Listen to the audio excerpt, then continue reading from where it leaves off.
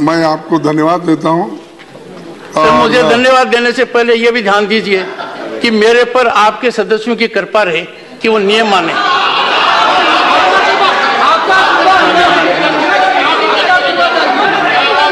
Have respect for him.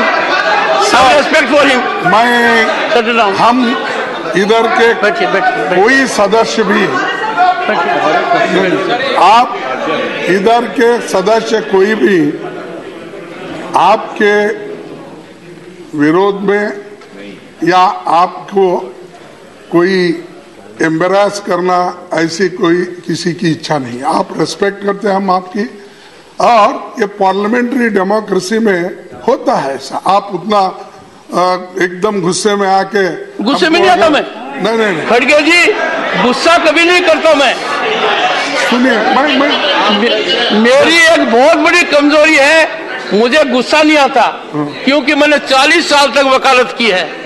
वकील को गुस्सा करने का राइट है ही नहीं। फीस कम मिलती है तब गुस्सा आता। बोलिए तो सर, अब हंसते हुए अच्छे लगते हो। सर, आप भी बहुत अच्छे लगते हैं, ये सब कुर्सी पर होते हैं। मैं जरा हंसता ही नहीं, जरा बड़ा सीरियस आदमी हूँ। बोलिए बोलिए। ठीक है सर, मेरा एक ही विनती है आपसे, आपको कुछ कहना, आपका बात नहीं सुनना, ये हमारी मंशा नहीं। सरकार जो अड़ी रही है किस बात पे, हम सिर्फ ये चाहते हैं कि बॉर्डर पे जो घटनाएं चली है उसकी चर्चा चाहते हैं। और दूसरा इश्यू है जो बिहार का अपमान हुआ, उसके बारे में जो लीडर ने कहा उसके बारे में हम चाहते हैं। और तीसरी चीज कि सदन में जब चर्चा के लिए हम पूछ रहे हैं बार बार, और आप बार बार हमको रूल बता रहे हैं। ठीक है साहब, रूल तो है। मेरे को एक चीज बताइए, एक सेकंड खड़गे जी, एक सेकंड। हाँ, मैं एक सेकंड, मैं यदि अगर आपको रूल नहीं बताऊंगा तो किन को बताऊंगा? हाँ, नहीं सर, आपको नहीं कहूंगा कि आप रूल की अवहेलना कर रहे हो, रूल की पालना नहीं कर रहे हो, मेरे बार बार अनुरोध करने के बाद नहीं कर रहे हो। रोज वही बातें कमी आ रही हैं जिनके बारे में मैं रोज संकेत देता हूं। रूल 267 जो कहता है उसका कुछ भी मानेंगे नहीं, और मेरे हाथ बांधते हो आप तो। नहीं सर, वो देखिए, आप हमेशा जो हमको कहे हैं वो तो सभी मेंबर सुने हैं और रोज सुन रहे हैं। लेकिन सर, हाउस में ऐसा होता है, एक तरफ रूल्स रहते हैं, दूसरे तरफ प्रैक्टिसेस, यूसेजेस, कस्टम्स, प्रेसिडेंट्स, और पीछे ऐसी घटनाएं जब होती है तो किस ढंग से हाउस चलाया जाता है वो भी सदन का ये काम है, आपका काम है।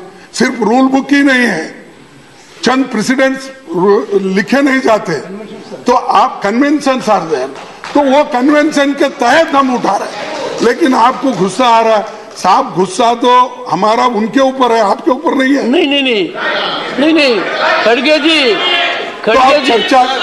खड़गे जी, मुझे गुस्सा नहीं आता है। आपको एक बात बता दूं, मुझे बिल्कुल गुस्सा नहीं आता है। मैं थोड़ा हताश हूं, मैं थोड़ा परेशान हूं, थोड़ी मेरे में सुनिए एक सेकंड, मैं परेशान हूं, हताश हूं, हैरान हूं। देश भर से लोग मेरे को कहते हैं कि आपने 267 की व्याख्या की, कभी कोई नोटिस 267 के अनुरूप आएगा, आप मानकर चलिए उस पर पूरा ध्यान केंद्रित होगा। प्लीज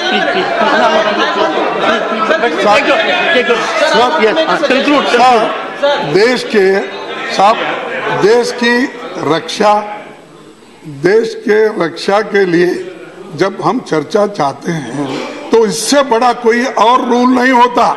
रूल, सभी रूल आप निकाल दे सकते हैं, और इसीलिए हम बार बार आपको दिक्कत हो रही होंगी। हम हरासमेंट तो नहीं कहेंगे, लेकिन बार बार अपनी बात रखने से आप जरा परेशान हो रहे हैं। परेशान हो रहा हूँ, मैं हैरान हो रहा हूँ। नहीं, हैरान हो रहा हूँ। तो आपने हमको कहा कि मुझे और लीडर ऑफ द हाउस को अंदर बुलाएंगे, बात करेंगे। बुलाएंगे सर, ये अंदर बात करने का नहीं है, पूरे दुनिया को मालूम होना, देश को मालूम होना और सारे लोगों को मालूम हुआ जिन्होंने हमको चुन के लाया, उनको सबको मालूम हुआ ये कमरे में बात करने की नहीं है, ये कोई सीक्रेसी नहीं है, ये देश के लिए है। चर्चा जरूरी है, चर्चा करना चाहिए, उसी के लिए हम ठहरे और देश में एकता के लिए हम लड़ेंगे, देश के हिफाजत के लिए लड़ेंगे। हम नौजवानों के साथ हैं, हमारे जवानों के साथ हैं, हमारे मिलिट्री के साथ हैं, भारत के लोगों के साथ हैं। आप हमको अलग मत कीजिए, वो पैट्रियट समझ के उनके तरफ मत देखिए, उससे भी ज्यादा पैट्रियट इधर। धन्यवाद। माननीय अध्यक्ष महोदय, माननीय नेता प्रतिपक्ष बार बार जो विषय उठा रहे हैं, इसके बारे में पहले भी उपसभापति ने काफी विस्तार से बताया कि कई सारे ऐसे इंस्टेंसेस हुए जब वो सरकार में थे, जब ऐसे गंभीर विषयों के ऊपर चर्चा भी नहीं हुई है और क्लैरिफिकेशन भी नहीं किया गया। ऐसे 4 इंस्टेंसेस माननीय उपसभापति ने पटल पर भी रखे हैं। साथ ही साथ माननीय खड़गे जी बार बार उस विषय के बारे में उजागर कर रहे हैं। हमारे विदेश मंत्री ने एक बड़े विस्तार से इन विषयों के बारे में स्टेटमेंट दिया है। हमारे रक्षा मंत्री ने बड़े विस्तार से इस विषय के बारे में स्टेटमेंट दिया है। हमने सरकार की तरफ से पूरी चीजें, पूरी जानकारी हाउस में रखी है। विदेश मंत्री ने तो जो सवाल प्रमोद तिवारी जी ने उठाए थे उसका भी जवाब दिया था। मैं समझता हूं कि कुछ विषय ऐसे होते हैं जो जितना ज्यादा यहाँ उजागर होंगे तो फिर याद आएगा कि 1962 में एक उन्हीं की पार्टी के प्रधानमंत्री ने इसी सदन में कहा था कि ये क्या, उसमें क्या दिक्कत है अगर जम्मू कश्मीर का एक बड़ा इलाका हमारे देश से अलग हो गया, वहां तो एक पीस ऑफ घास भी नहीं उगती है। और इन्हीं के कांग्रेस के माननीय सदस्य ने कहा कि उनके सिर पे एक भी बाल नहीं उगता तो क्या उसको भी काट के चीन को दे देंगे। ये उन्हीं के समय, उन्हीं के प्रधानमंत्री के कहे हुए वक्तव्य का उनके मेंबर ने कहा कि मेरा सर काट के क्या चाइना को दे देंगे। इन्हीं के विदेश मंत्री का वक्तव्य है 38,000 किलोमीटर भारत की भूमि, 38,000 किलोमीटर।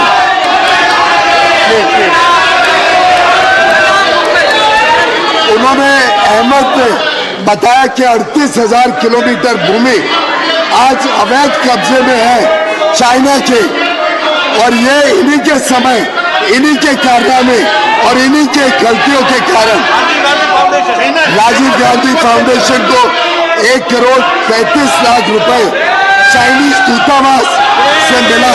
उसका आज तक खुलासा नहीं कर रहे, उसके बारे में कुछ जानकारी नहीं दे रहे। मैं समझता हूँ कांग्रेस जिम्मेदार है, जो देश की समस्याएं हमने विरासत में ली और अब समय आ गया।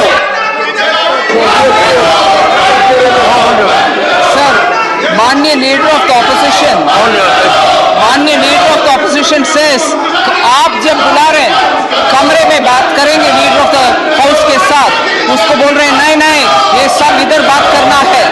मैं याद दिलाऊं, प्रणब मुखर्जी जी जब मेंबर थे इस हाउस में, मंत्री थे, हमारे किरण रिजिजू जो अभी मिनिस्टर है, अरुणाचली है, वो इसी विषय के ऊपर, चाइना के एग्रेशन के ऊपर बात करने के लिए नोटिस दिया। प्रणब